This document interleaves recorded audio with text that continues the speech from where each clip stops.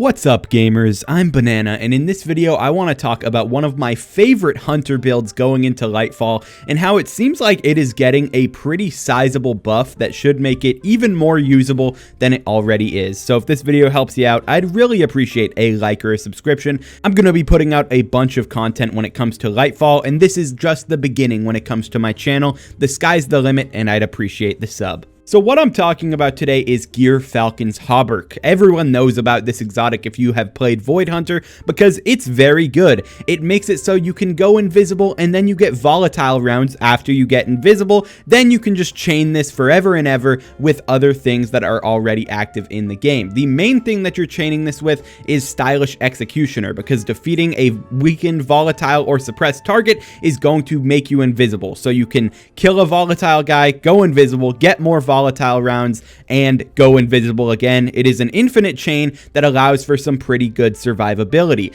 You can use a bunch of different mods with this build. Obviously, we don't know the great stuff that's coming in Lightfall when it comes to mods, but right now I'm running a Reaping Well Maker, which is whenever you dodge, you're going to get a Void Well if you kill a guy afterwards. Then I'm just running Well of Tenacity, just one copy of this because it's going to give you like 50% damage resistance for a short time, 2 copies of Font of Might, and then I'm running Time Dilation so that I can get more time on my Font of Might and a little more time on my Well of Tenacity. But as I said, mods don't really matter on this. This build is pretty good without mods. Straight up, you can run whatever you want.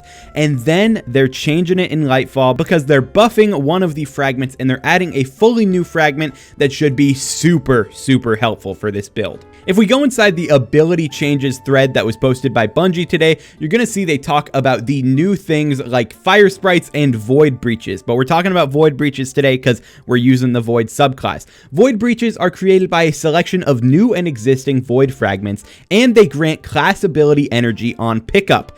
So immediately, big buff. If you pick up a Void Breach, you're going to get a bit of your dodge cooldown back, meaning more invis if you're running Vanishing Step. But there's also a new fragment that combines super well with Gyrfalcon's. Finisher Final Blows are going to create a burst of void damage that causes nearby enemies to become volatile. Defeating volatile targets is going to grant you a Void Breach. So you can use the finisher aspect of it with Gyrfalcon's pretty well because Gyrfalcon's actually does give you a buff if you finish whenever you are invis already. So using finishers is already great on this, but you're going to get a Void Breach if you kill a volatile target, and you're going to make people volatile 24/7 when you're using Gyrfalcon's Hauberk. If you're using something like Funnel Web, like I use with this build, seriously, you are going to have a lot of Void Breaches, meaning you're getting your dodge back faster, you're getting more Reaping Well Maker procs, and you're just going to have more fun with this. And they're buffing Echo of Starvation. This is a currently existing fragment in the game. Picking up an Orb of Power is going to grant Devour, but now it's going to grant it on picking up a Void Breach and on picking up an Orb of Power. What this means is that you can run a build that looks something like this. I set up my fragments pretty well here. You can see I have a blank slot. This would be the new fragment that's giving you the Void Breach on volatile kills. But other than that, I'm running a Weaken Grenade because Void Weaken Grenades are phenomenal either way, and they pair super well with Stylish Executioner because defeating a target with your grenade will then make you invisible and give you your ability to get volatile rounds. So Weaken Grenades are really good. I'm running Echo of Persistence for the increased duration on Devour and Invis, and I mean Overshield. I'm not running any Overshield here, but I'm running that. And then you can run the Echo of Starvation that's getting buffed, so the Orbs of Power and the Void Breaches that you make are going to grant you Devour. And this just allows for a pretty awesome ability spam build because whenever you get Devour, you're getting grenade energy and health. Whenever you pick up a Void Breach, you're getting your dodge back a little bit. So 2 out of your 3 abilities should be on kind of short cooldowns whenever you're just spamming kills.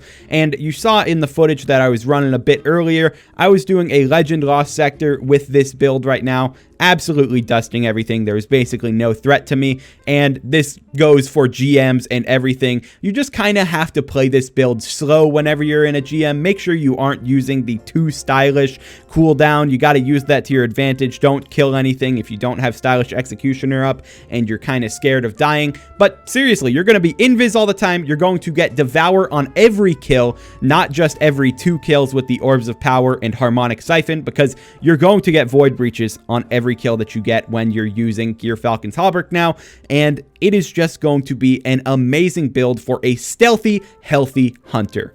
I know this is probably the build that I'm going to be running the Legend campaign on if I'm playing on my Hunter, because I can't think of a better solo build than one where you're getting health back all the time, you're going invis all the time, and you're doing a bunch of damage with volatile rounds, because having the volatile rounds and any sort of font of might, whatever the new font of might looks like on the leg mods, it's just going to be an absolute murder build with a funnel web, or if you're using a retrofit escapade, or just any of the void things that come in the heavy slot. I'm just using a Heathen's Vengeance because overflow is very good, and there's not many rocket launchers that have this on it, but you can pretty much run any heavy weapon with funnel web and whatever exotic special weapon you want in your primary, whether that be Arbalest or Wither Horde, and this build is going to be phenomenal. Not even mentioning the fact that it's going to be stunning champions a lot with volatile or weaken and stuff. Like, it's just going to be a great build, and I can't wait to see how it plays out in Lightfall. So that's going to be it for the video. Hope you enjoyed, and I'll talk to you in the next one. Peace out.